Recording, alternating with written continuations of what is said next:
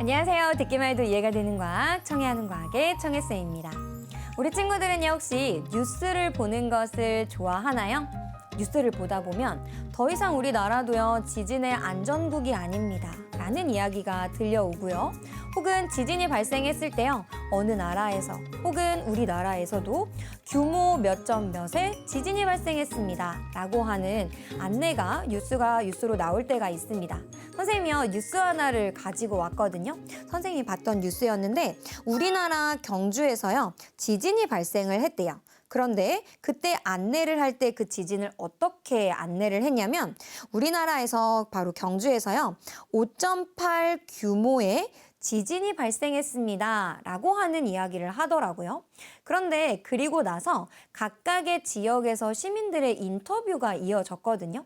그런데 부산에 있는 사람은 어떻게 인터뷰를 했냐면 정지하고 있는 자동차가 흔들림을 느꼈어요 라고 얘기를 했고요. 경주에 있는 사람은요, 모든 사람이 진동을 느끼고 창문이 깨졌어요. 이런 걸 관찰했다고 인터뷰를 하더라고요. 그런데 지진이 발생한 지점에서 조금 멀리 떨어져 있는 서울에 있었던 사람은 어떻게 인터뷰를 했냐면 천정에 매달린 전등이 약하게 흔들리는 걸 느꼈어요 라고 인터뷰를 하더라고요. 자, 지금 선생님이요, 5.8 규모의 지진이 발생했습니다 라고 얘기했던 뉴스의 보도, 그리고 서울, 경주, 부산에서 각각의 사람들이 느낀 지진의 세기, 이런 것들은 뭔가 차이가 있어 보여요. 도대체 지진이 발생했을 때 지진의 세기를 말해주는 그 용어는 무엇일까요? 오늘은 우리 친구들과 함께 그 용어를 완벽하게 좀 정리를 해보려고 합니다. 자, 그럼 제일 먼저 우리 친구들과 지진이라고 하는 것이 무엇인지 알아야 지진의 세기에 대해서 정리할 수가 있겠죠. 지진이 무엇인가 봤더니 지구 내부에서 일어나는 급격한 변동으로요, 땅이 흔들리거나 갈라지는 현상을 우리는 지진이다 라고 얘기를 하는 거죠. 지금 보니까 땅지자예요, 우레 진자를 쓴대요. 땅이 엄청나게 흔들리는 현상을 이야기하는 거예요. 자, 그러면 이러한 현상 때문에 우리가 피해를 줄이고 또 피해를 입지 않기 위해서 보도 등을 할 때 자세히 들어보면 도대체 이 지진이 얼마나 큰 지진인가, 이 세기를 말해주는 두 가지 용어가 등장을 하거든요. 그 첫 번째가 바로 무엇이냐면 규모라고 하는 바로 크기의 양이, 세기의 양이 되겠습니다. 규모는 뭐냐면 지진이 발생한 지점에서 어느 정도의 에너지가 방출됐습니까? 실제로 방출한 에너지의 양, 그거를 척도로 나타내는 지진의 세기가 바로 규모다라고 보시면 되는 거예요.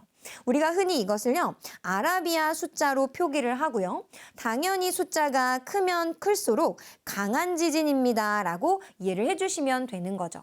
앞에서 우리가 우리나라에서 5.8 규모의 지진이 발생했습니다 라고 했던 것은 바로 발생한 지점, 거기에서 그 지진이 발생했을 때 어느 정도의 에너지를 방출했는가, 그 양을 나타내는 지진의 세기가 바로 규모였던 것이다 라고 이해를 해주시면 되겠습니다.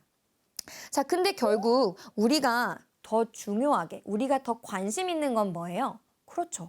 결국 그래서 내가 살고 있는 이 지점에서 그 지진이 어느 정도의 피해를 가지고 올 것인가, 우리는 그것을 알아야 대비할 수가 있잖아요. 그러면 그렇게 내가 살고 있는 이 지점에서 지진의 피해 정도, 이걸 나타내는 세기는 무엇일까라고 본다면 그건 바로 진도라고 하는 것이다 라고 둘을 구분을 해주시면 좋겠습니다.